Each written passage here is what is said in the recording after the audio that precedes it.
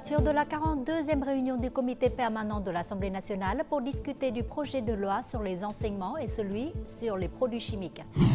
Les entreprises vietnamiennes préparent activement des solutions pour faire face à la possibilité d'une guerre commerciale mondiale. L'organisation des festivals traditionnels du Nouvel An lunaire est de plus en plus ordonnée, reflétant des changements positifs dans la sensibilisation du public.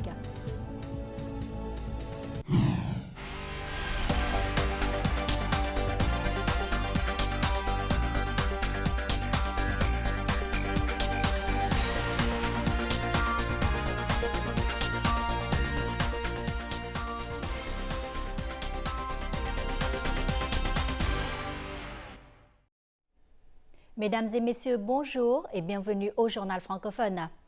Le comité permanent de l'Assemblée nationale a tenu ce vendredi 7 février sa 42e réunion pour discuter du projet de loi sur les enseignements.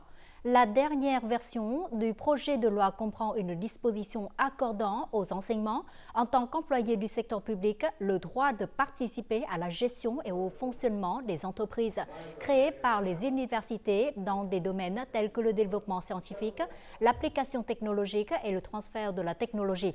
Ce changement vise à mettre en œuvre la résolution numéro 57 du Politburo.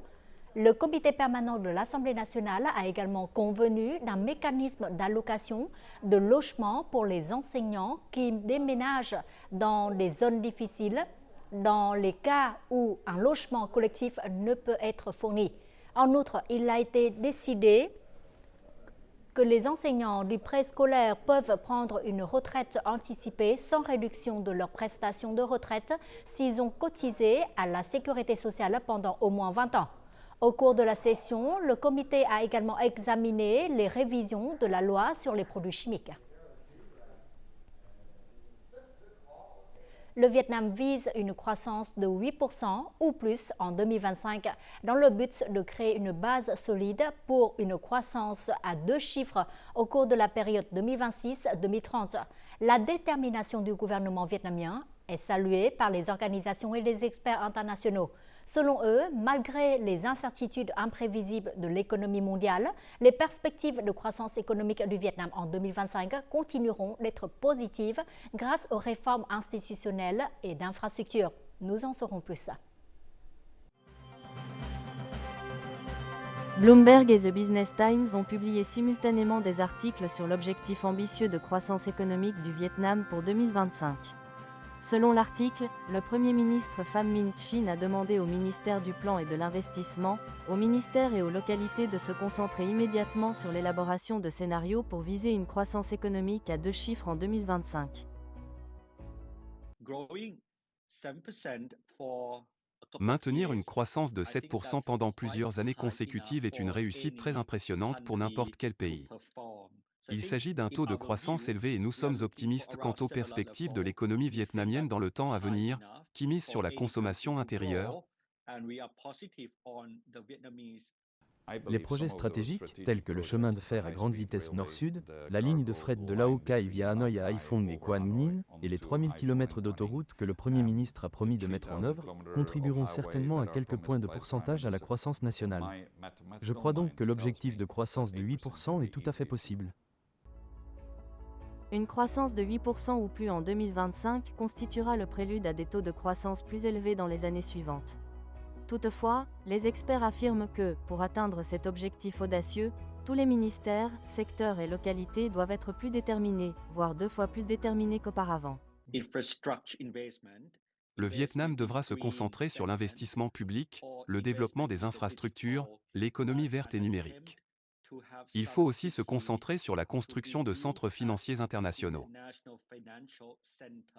Considérant que le Vietnam est un pays avec une croissance économique rapide qui ne s'est jamais arrêtée, le site d'information Wanggi s'attend également à ce que le Vietnam atteigne une croissance du PIB de 8% cette année. Car c'est une étape cruciale pour que le Vietnam se prépare à une nouvelle étape de développement. En janvier, le Vietnam a exporté près de 155 000 tonnes de café, réalisant un chiffre d'affaires de près de 800 millions de dollars, en légère augmentation par rapport à la même période de l'année dernière.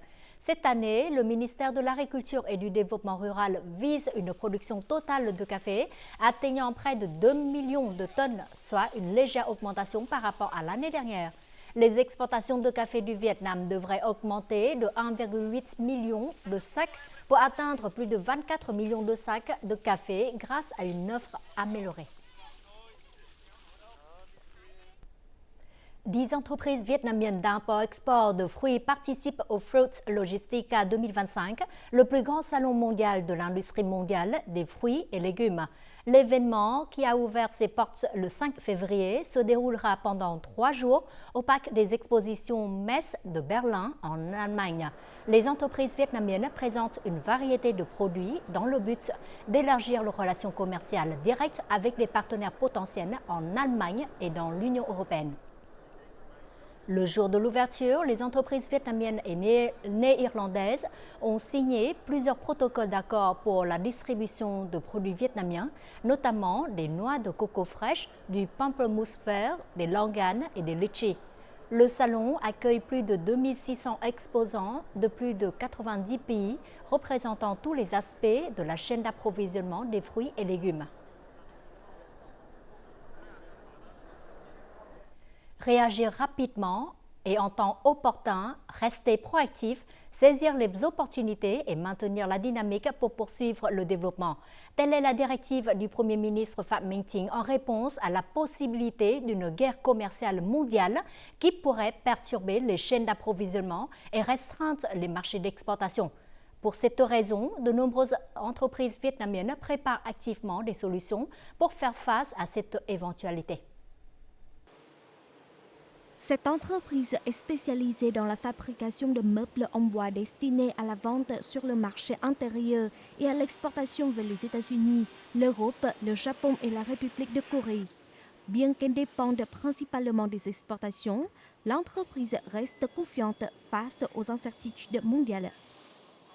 Les exportations vers les marchés internationaux nécessitent un respect strict de la traçabilité de l'origine. Nous sommes convaincus de maintenir un approvisionnement transparent et légal et travaillons activement à la diversification de nos marchés. Aucune entreprise ne souhaite dépendre d'un seul client ou d'un seul marché. Les entreprises doivent donc entretenir des relations étroites avec leurs partenaires et les associations industrielles. En ces temps difficiles, nous devons nous unir, car les entreprises individuelles auraient du mal à réagir rapidement aux chocs extérieurs. Ces derniers temps, le Vietnam a fait de grands efforts pour signer de nombreux accords de libre-échange. C'est également une bonne base pour maintenir la stabilité, élargir et diversifier les marchés d'exportation. Le Vietnam est désormais un maillon essentiel de la chaîne d'approvisionnement mondiale. Grâce aux avantages des accords de libre-échange signés, nous devons les exploiter efficacement pour accroître la part des exportations. Le Vietnam peut en toute confiance maintenir les exportations et les investissements comme moteur de croissance clé en saisissant les opportunités grâce à des relations économiques et commerciales stables, durables et mutuellement bénéfiques. Chaque crise apporte une opportunité. Il est important d'être toujours préparé, non seulement pour surmonter les défis, mais aussi pour profiter des opportunités qu'ils apportent. Tout de suite, notre journal continue avec les taux de change et l'indice de la bourse du Vietnam.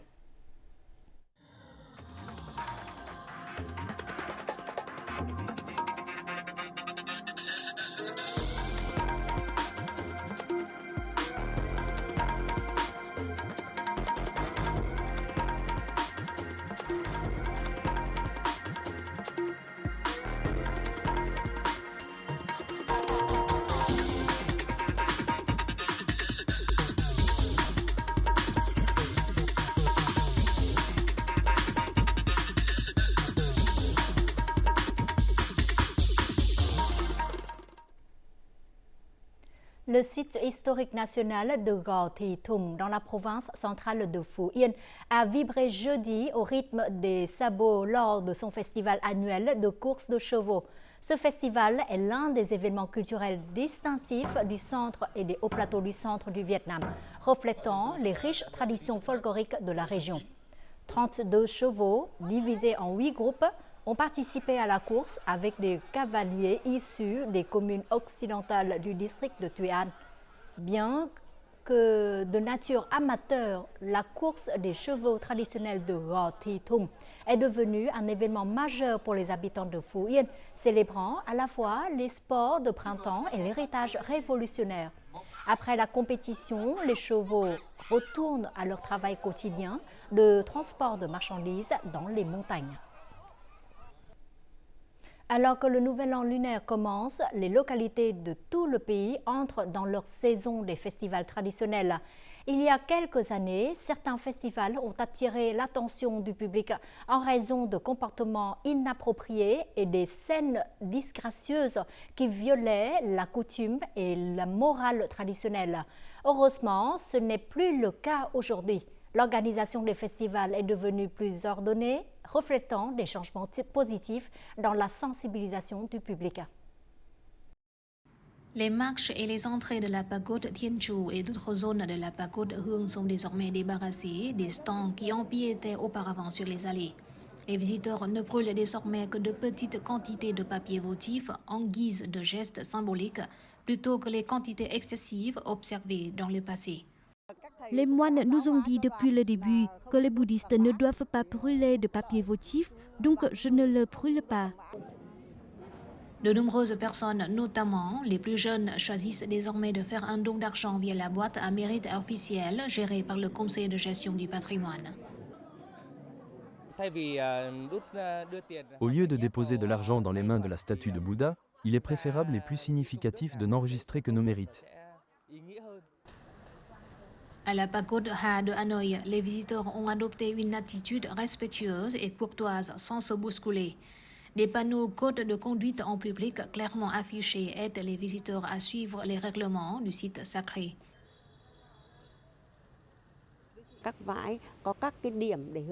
Nous avons affiché des panneaux pour guider les visiteurs de la pagode. En plus d'améliorer le comportement sur les sites sacrés, les gens devront s'informer sur les pratiques et croyances religieuses pour éviter les actes superstitieux ou les comportements irrespectueux. Beaucoup de gens pensent que plus l'offrande est extravagante, plus il y a de chances que Bouddha les bénisse. Mais en réalité, ce n'est pas la taille de l'offrande qui compte. C'est une question de sincérité, c'est seulement à ce moment-là que Bouddha vous bénira. Le Premier ministre a récemment signé une directive visant à sensibiliser le public afin de garantir que les festivals se déroulent de manière économique et civilisée, soulignant que les organisateurs et les participants partagent la responsabilité de maintenir un comportement approprié. Selon l'Office général des statistiques, en janvier, le Vietnam a accueilli près de 2,1 millions de visiteurs internationaux, soit une hausse de 18,5% par rapport au mois précédent et de 36,9% en glissement annuel. Parmi ces arrivées, 86,8% ont été effectuées par voie aérienne, 11% par voie routière et 2,2% par voie maritime. Les revenus du tourisme en janvier sont estimés à 5,1 billions de dong, soit une augmentation de 17,3% par rapport à la même période de l'année dernière, stimulée par une forte demande de voyages nationaux et internationaux à l'occasion du Nouvel An lunaire. En 2025, le Vietnam ambitionne d'accueillir 22 à 23 millions de touristes internationaux.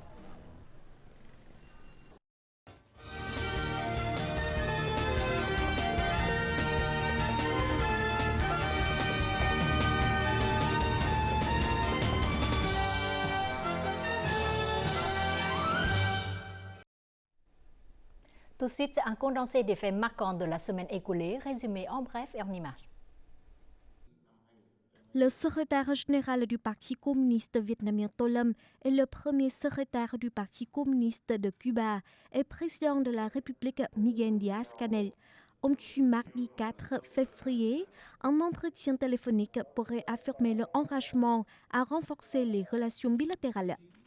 Le Vietnam a réitéré son soutien à Cuba face à l'embargo, appuyant les résolutions de l'ONU appelant à sa levée.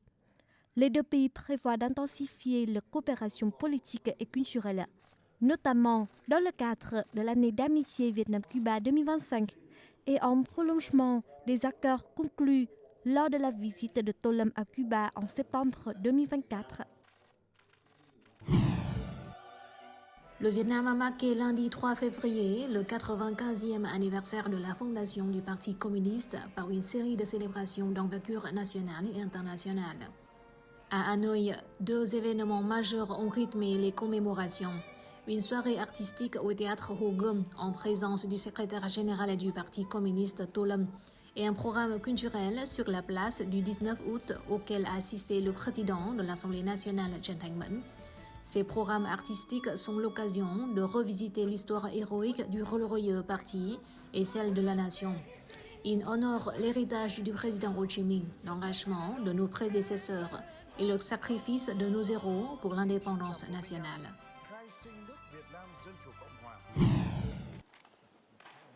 Le Premier ministre Phạm Minh Chính a présidé le 5 février la réunion périodique de janvier du gouvernement visant à évaluer la situation socio-économique du premier mois de l'année 2025, ainsi que l'élaboration des scénarios de croissance locaux. Rappelant l'objectif d'une croissance d'au moins 8% en 2025, le chef du gouvernement a appelé les ministères et les collectivités locales à élaborer des plans de développement concrets à soumettre aux autorités compétentes. Face aux incertitudes économiques et géopolitiques pesant sur le Vietnam, notamment dans les secteurs des exportations et de la production, Phạm Minh Chính a insisté sur la nécessité d'un suivi rigoureux des tendances mondiales et des défis émergents.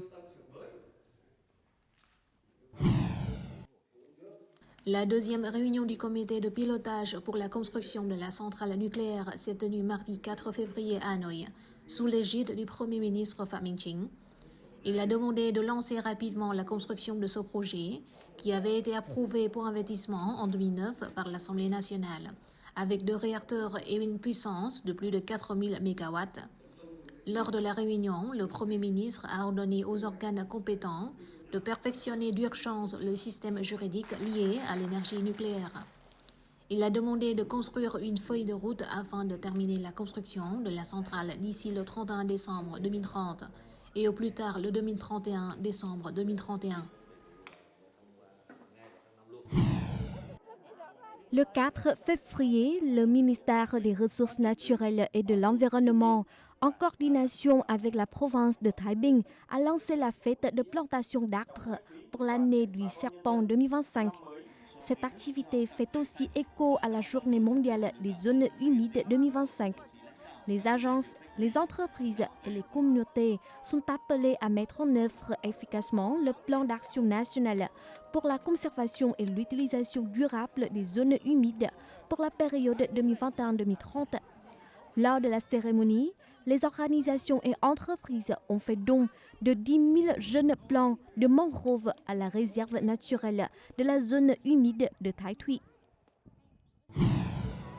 Le 3 février au matin, soit le 6e jour du premier mois de l'année du serpent, la fête de la pagode des parfums à Hanoï a officiellement ouvert ses portes dans le district de My Đức à Hanoï. Le festival de cette année, dont le thème est la pagode des parfums, une destination touristique, une culture et une tradition vietnamienne, durera 3 mois.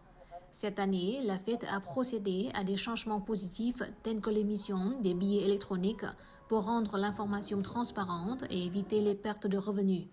Dans le même jour, le district de My Đức a organisé une cérémonie pour annoncer la reconnaissance de la zone pittoresque et des vestiges de la pagode des parfums comme zone touristique de niveau municipal.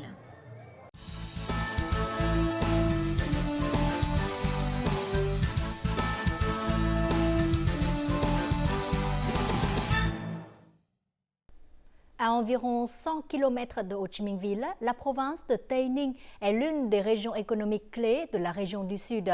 En venant ici, les visiteurs seront émerveillés par la beauté du paysage naturel. Tây Ninh est célèbre pour des endroits tels que la montagne Bà Đen, le temple Cao Đài ou encore le lac Dầu Tiếng. Vu d'en haut, Tây Ninh est une ville à la fois verte et poétique. La nuit, le paysage d'ici apparaît magique et chatoyant. Tây Ninh est actuellement une destination offrant d'innombrables expériences aux touristes. Les lumières brillent partout dans les bâtiments. Les quartiers sont animés et bondés. Les nuits au clair de lune sont calmes et paisibles. En plus du magnifique paysage naturel, au milieu d'une campagne paisible, la vie des gens ici laisse également de nombreuses impressions inoubliables aux visiteurs. Les habitants de Tây Ninh sont attachés aux métiers traditionnels et travaillent dur. Tây Ninh est à environ 2 heures de route de Ho Chi Minh Ville. Cet endroit est connu comme la Terre Sainte du Sud. Situé à une altitude de 986 mètres, le mont Ba Đen, Dame Noire, est connu comme le toit du sud du Vietnam et un symbole de la province de Tây Ninh. Depuis longtemps, la montagne Ba Đen est devenue un symbole spirituel de cette terre. Lorsque la nuit tombe, c'est aussi le moment où la montagne Ba Đen prend une beauté magique et sacrée lorsqu'elle est illuminée par 3500 lumières LED et des effets de lumière artistique symbolisant le bouddhisme. Le spectacle de musique aquatique à côté de la statue de Maitreya, avec des effets visuels magiques créés par l'eau et la musique, emmène les spectateurs à travers de nombreuses émotions dans l'espace sacré de la terre du Bouddha. Ayant lieu tous les samedis soirs et lors des jours fériés importants, la cérémonie d'offrande de lanterne est l'une des cérémonies typiques de la montagne Ba Đen. Ce lieu devient une destination de guérison et un lieu pour envoyer des vœux.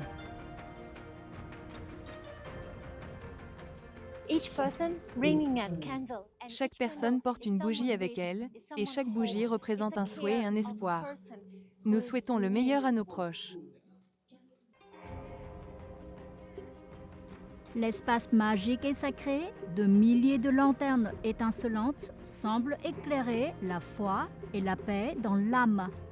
Cela aide les gens à se sentir connectés à la nature, aux gens et au paysage d'ici. Tout le monde se sent vraiment détendu et heureux de la vie paisible qu'ils mènent. Assistez-vous souvent à la cérémonie d'offrande de l'an? Et quel est votre souhait? Chaque fois que je viens à cet endroit, j'ai des sentiments différents. J'envoie mes vœux de paix, de chance et de bénédiction pour moi-même, mes proches et ma famille. Non seulement célèbre pour la montagne Ba Đen, Tây Ninh est aussi connu comme la Terre Sainte, car cet endroit est considéré comme l'origine de la religion Cao Đài au Vietnam. Aujourd'hui, je me sens très chanceuse d'être à Tây Ninh. J'ai l'opportunité de me tenir dans l'espace religieux unique du Cao Đài. Le festival du palais de Dieu Chi est une grande cérémonie organisée solennellement chaque année par l'église Cao Đài Tây Ninh au Saint-Siège de Tây Ninh. Le festival a attiré un grand nombre d'adeptes de Cao Đài et de nombreuses personnes d'autres provinces du nord, du centre et du sud du pays. La fête a une signification en termes de foi, de religion et de culture, ainsi que de valeurs spirituelles. Bonjour, je suis très impressionnée par l'espace coloré ici. Pouvez-vous me l'expliquer? Aujourd'hui, c'est une grande fête. De tout son cœur, chacun offre des fleurs et des fruits en signe de respect envers ses ancêtres.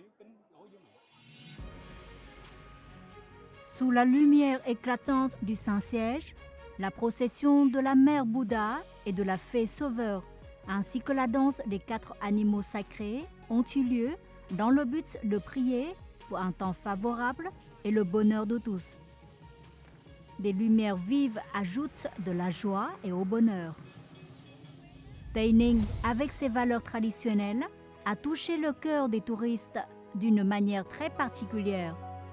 La nuit ici n'est pas seulement brillante, mais également imprégnée de caractère sacré et de mystère. Quiconque est venu ici une fois reviendra certainement plusieurs fois dans sa vie.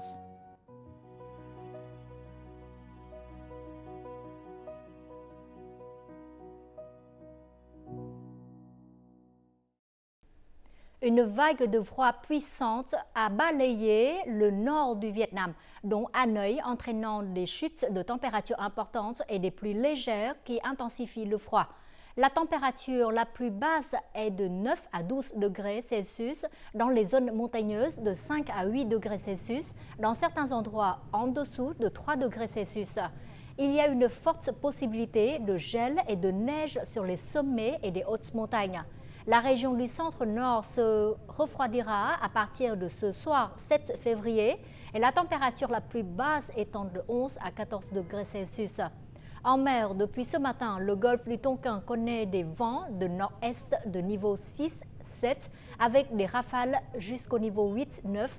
La mer du nord-est, y compris le district insulaire de Hoàng Sa, connaît des vents de niveau 6 augmentant jusqu'à force 7, surtout à l'est, parfois force 8 avec des rafales de niveau 9-10.